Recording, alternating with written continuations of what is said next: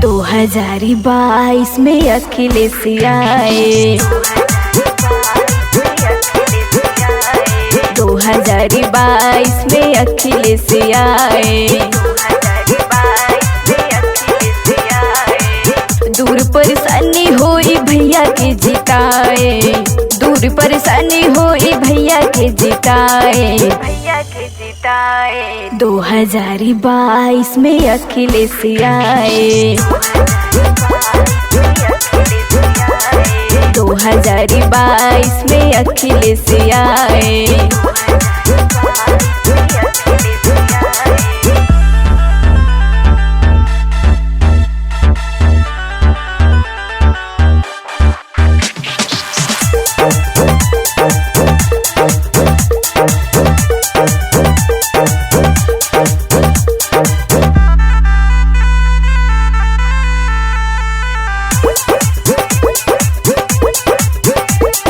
योगी जी जब से अहिले बेरोजगारी सब भइले। साड़न क उहे छोड़हिले, खेती के नाश करहिले।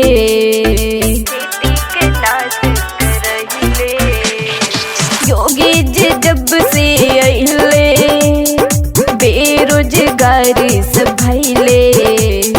साड़न क उहे छोड़ैले, खेती के नाश करैले।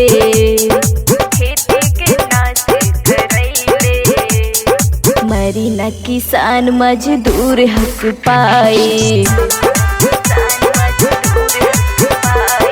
2022 में अखिलेश आए।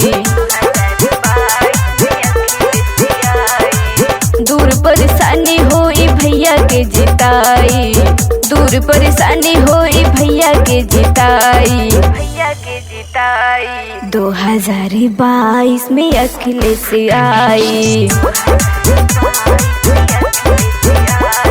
2022 में अखिलेश आए।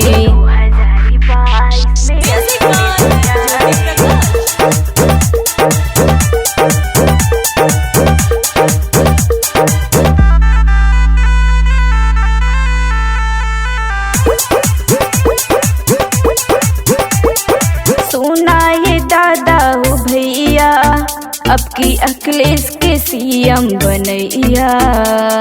यही बस सबसे निवेदन, अब की साइकिल के बटन दबैया।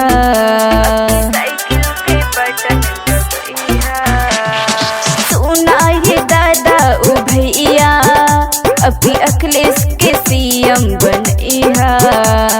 यही बस सबसे निवेदन, अब की साइकिल के बटन दबैया।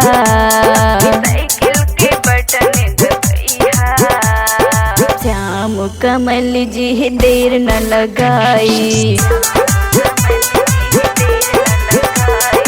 2022 में अखिलेश आए।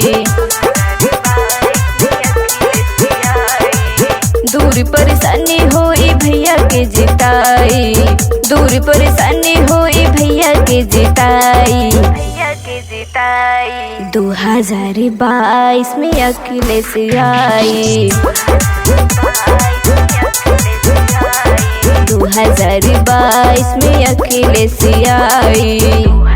2022 में अखिलेश आए।